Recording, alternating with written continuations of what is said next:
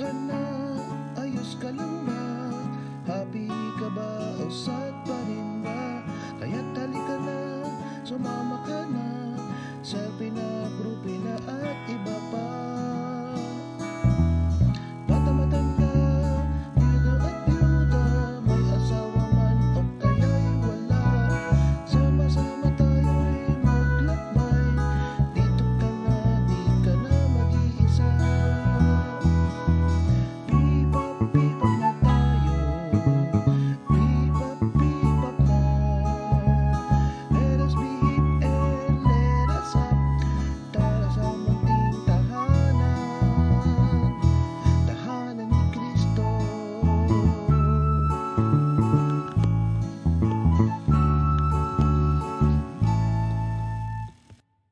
Ang ating i-discuss ngayon from Amoris Laetitia, paragraph 40. Chapter 2 yan, the experiences and challenges of families.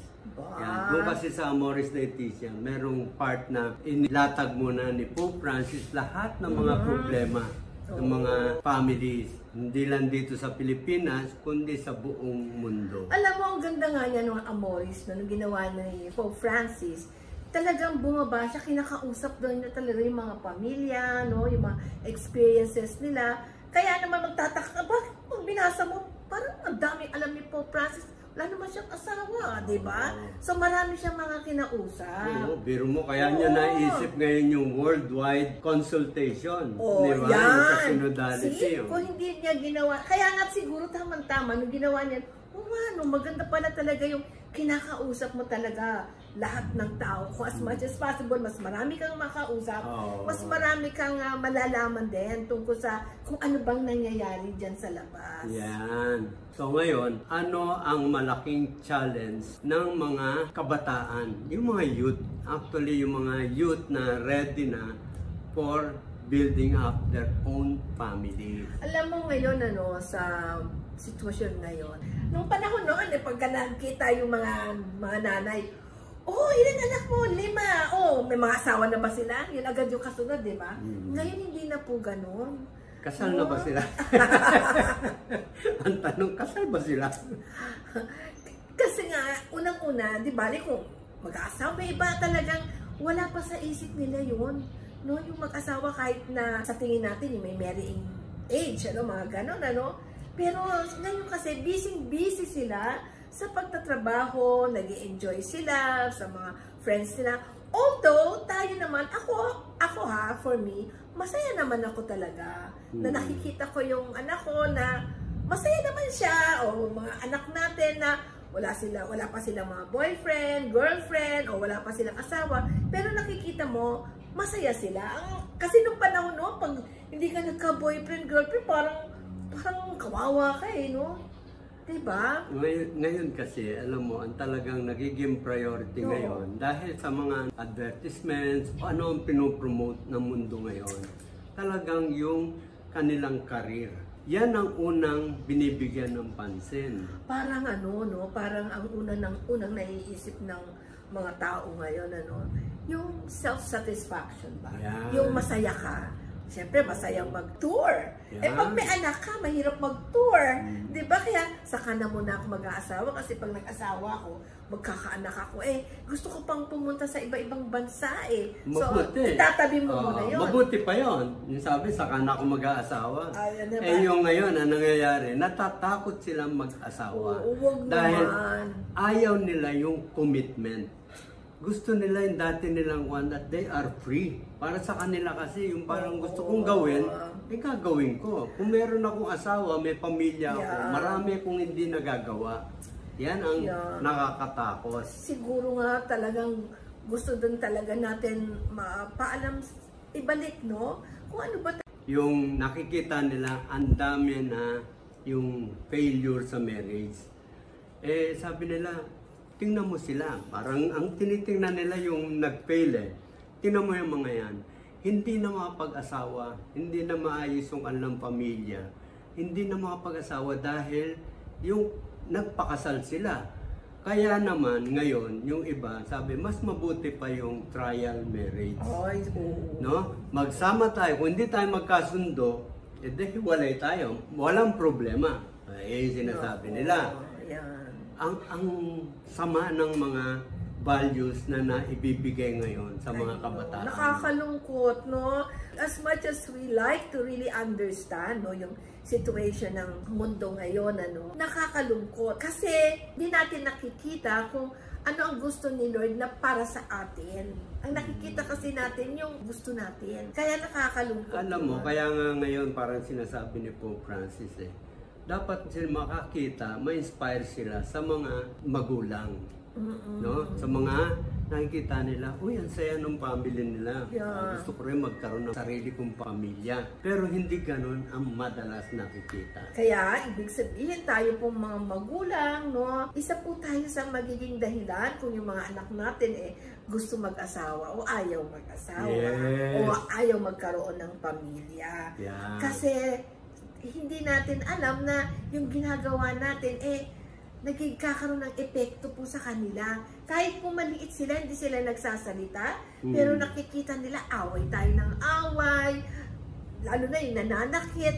Di kung ako yung bata, hoy, ayoko nga nung ganyan. O siyempre, ayoko mag-aasawa kasi baka gulpin ako ng asawa ko. O kaya, magiging mapili ka.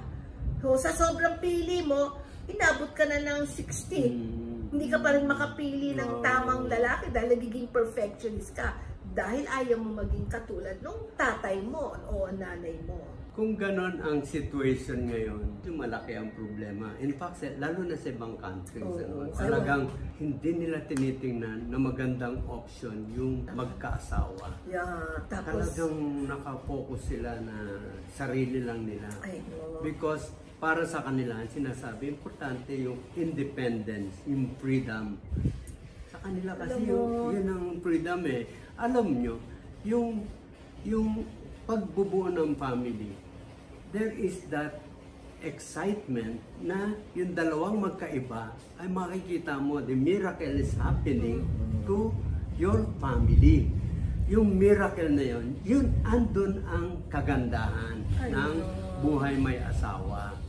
Pero, hindi yun na nakikita. Natatalo talaga tayo ng mga promotion, yung mga advertisements, yung mga ideologies ngayon. Di ba tsaka merong country ngayon na parang wala na silang mga bata?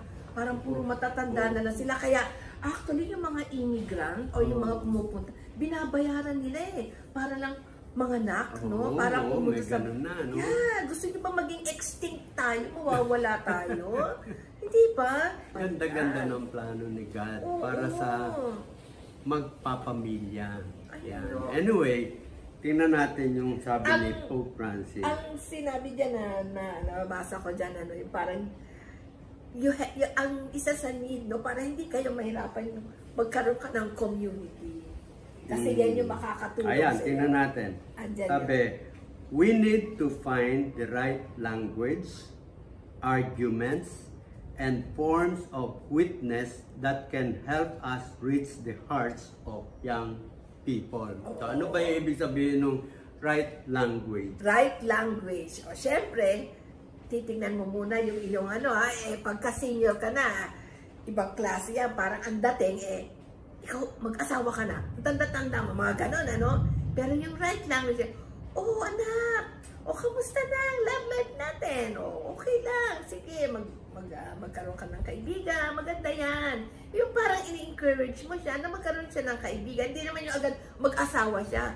Siyempre, dapat muna magkaroon siya ng kaibigan. And then, isama mo siya, no? Kasama ka, punta tayo sa simbahan. Kasi doon, makikita mo yung mga, yung makikita mo yung mga right person. Mga positive, Kasi ngayon, nakikita, hindi ka pa nga nakapatrabaho, gusto mo na mag-asawa. Yun. Kaya yung sasabihin na, kaya mo ba mag-asawa? Tama. Ay, nako. Yan naman yung... Napakahirap ngayon mag-asawa. Correct ka dyan. Correct ka dyan yung may bata na gusto mag-asawa, pero yung magulang naman yung nagpapanega sa kanya. Nag-uumpisa pala siya magsalita, ninenega mo na agad. No, kailangan din talaga tayo rin magulang ngayon. Siyempre, kasama din tayo dito sa pagtuturo na ito. Na, si Pope Francis, kaya nga yung Amoris, pangpamilya, kasi pagka may tinuturo siya, hindi lang isa tuhog talaga lahat, sama lahat no? Connect talaga lahat. Kaya nga yung mga youth ngayon, di ba, sa kapihan. So ini-encourage talaga natin yung mga bata, yung mga youth, talagang pumunta ron at makihalubilo dun sa atin.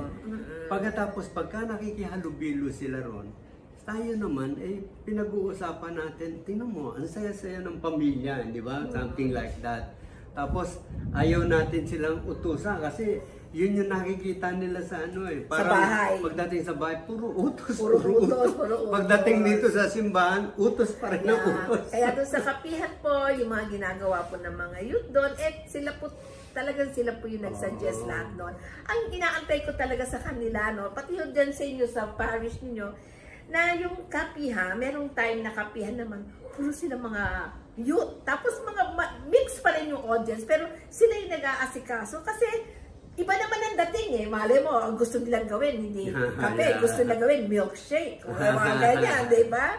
So maganda rin, inaantay ko yun na sana magawa rin para maging come on, no? Sa mga bata na naglalakad-lakad o nagmamasyal sa simbahan. And then, ang sabi rito, yung forms of witnessing that can help us reach the hearts of young people. Yun. Ano yung gusto natin maunawaan nila?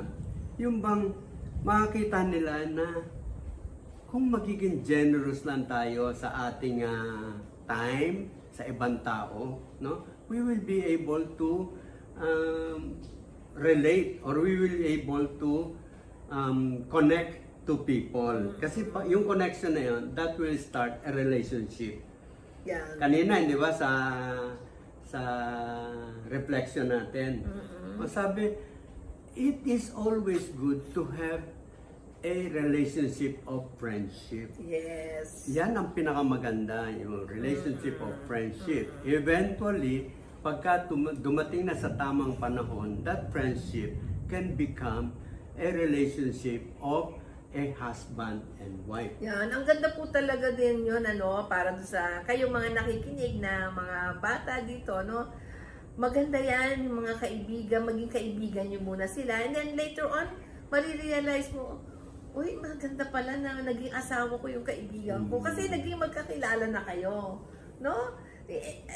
Like kami, magkaibigan talaga kami, sa umpisa pa lang, naging magkaibigan kami, we support each other, hanggang sabi ni John, gusto ko forever niya ako isupport.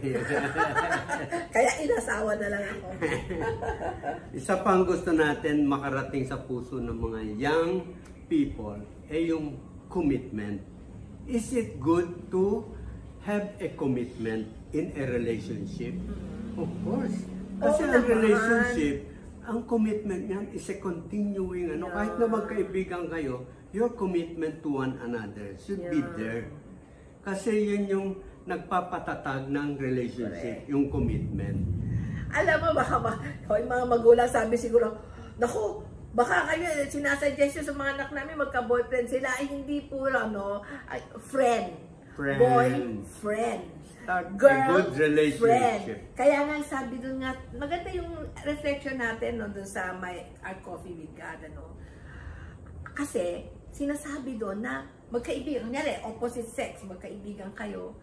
Ngayon, sabi doon, di ba, na pag nararamdaman mo na hindi na magiging maganda, adi i-cut nyo. Pero kung nagiging maganda, nagkakaroon kayo ng love, no? Kakaroon ng inspiration to be better person. Yes. To be a better Christian. Pero hindi nagiging physical ang gusto ninyo, kundi more of yung inspiration, lalo ka nakakapag-aral. Pero kung hindi ka nakakapag-aral, nagugulo yung isip mo, medyo konting alalay, no? Pag nagiging nai-inspire ka, tapos, at sabi, pag yung relationship nyo ay nasa center si God, yan, tutulungan kayo ni God na maging maganda. Meron nga akong kilala na pre-K na natin, ang liliit, ano pa sila, bata pa sila, ang tagal nilang maging magkaibigan, so ang tagal na lang naging mag-boyfriend, nung nag-asawa sila, okay sila.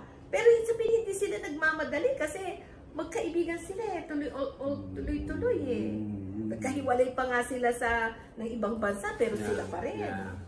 No, kaya talagang Iba kasi pag kaibigan mo, hindi ko naman sinasabing hindi maganda pa, hindi kaibigan, pero yun po yung ini-encourage namin na yung friendship, na yung totoong friendship na hindi makakadulot ng negative o ng masamang impluensya sa iyo. So, isa pang mensahe na gusto natin makarating sa young hearts of people ay yung love and even heroism. Yan. Yung love kasi, eventually, pagka naging totoo yung love na yan, ipapasok yung pagiging hero to that person you love. So, ibig sabihin, yung love means there is that sacrifice. At because of that sacrifice, nagiging maganda ang kanilang pag-iibigan. Tsaka alam mo, yan ang hindi pa naunawaan ng mga bata. Parang love na may sacrifice, parang hindi naman maganda pero yun. actually, tingnan mo ha, pag mahal mo ang isang tao, ito sinasabi namin pag mahal mo ang isang tao, hindi mo na naiisip yung sacrifice, parang natural na lang na dumada. Ikaw, hindi ba hindi ako nakakalakad, tapos lahat ng kailangan ko, parang automatic na nang ginagawa niya. Pero makikita mo sa mukha niya, hindi siya sumisingamangot, hindi siya naiinis. Ibig sabihin, may nagsasakripisyo ka ba o dahil mahal mo na? Ang kasi, ang gusto makita ng mga bata doon sa mga tao para makita nila, uy, ang ganda ng kanilang pagtitinginan, pagmamahalan. Para nakikita mo yung lalaki, sobrang magsilbi sa babae, nagsasakripisyo, and yet masaya sila talaga. Yun na nga. Ganon ang tinasabing witnessing of a love and even heroism.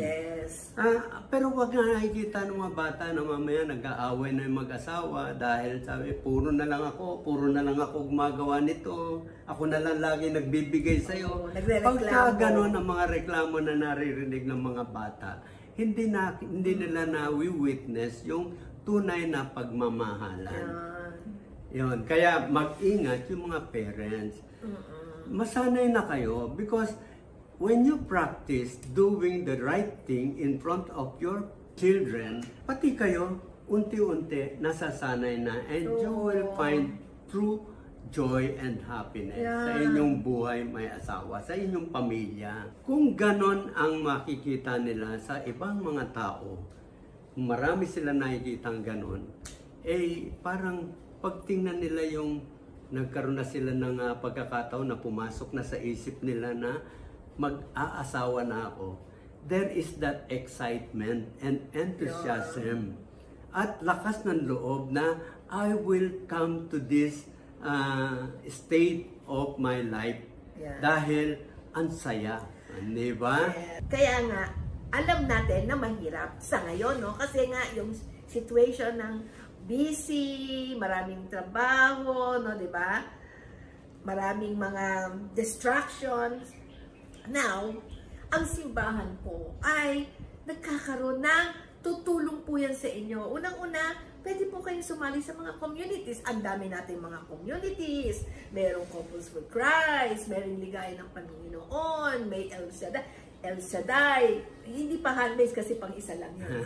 Okay? So, at iba pang prayer community na Mary Help. So, lahat po yan. Ang P-POP naman is also a community, no? Pero yan po yung community na walk-in, mga communities yan. Medyo lighter ng konti. So, yan po nandiyan. Kung nahihirapan kayo, na gusto ninyo lagi kayong nakakapag-communicate, meron din tayong sinasama din natin yan sa mga regular programs natin na ina-announce natin. Sabi nga, masaya ang buhay may asawa. It is truly enjoyable and truly memorable. At saka kasi, bakit? Because that is a gift of God from the couple na nagmamahalan. So that they will be able to form a family. Sabi rito we need to form witnesses na masaya ang pagpapamilya. So we are trying to help them na maipakita naman nila na masaya talaga ang pagpapamilya. So sana dumami ang mga ganong pamilya, yung mag-asawa, bata pa lang, nakikita mo na ang lakas ng loob nilang pumasok sa ganitong situation ng Yes. buhay. Itong mga binibigyan natin ngayon ng accompaniment, formation, para maging magandang witness sila dun sa mga iba pang mga magpapakasal. Sana maramdaman nila that I now have a mission. No? Ibig sabihin, sila ngayon ay nagsisimula so that they will become a missionary later on. I'm Na sure of dadami that. ang mga taong hindi na natatakot Yes. sa buhay may asawa. Correct. Kaya ano po yan, fruits po yan. Pagka naramdaman nyo na po na kumikilos ang Panginoon sa buhay ninyo, lalo na dito pag sa buhay may asawa o buhay pamilya, automatic po yan na maibababa na ninyo. Kasi yun yung nararamdaman nyo, hindi yun mapipigilan, lumalabas po yung kusa. Hindi na ninyo iniisip, no? Minsan, unang-una sa inyo mailalabas sa mga anak nyo, sa kapamilya nyo, and then sa mga kaibigan nyo. Lalabas po talaga yan. At pag lumabas po yan, ang saya-saya ng mukha ninyo. Magugulat kayo na hindi kayo magmumukhang oldies. Yeah. Pakiusap po namin sa inyo, pray for the mission that we have started. Yan, that will be your journey, no? Yeah. Sa inyong buhay mag-asawa.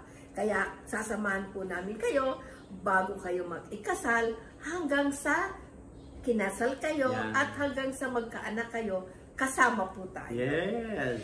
Amen.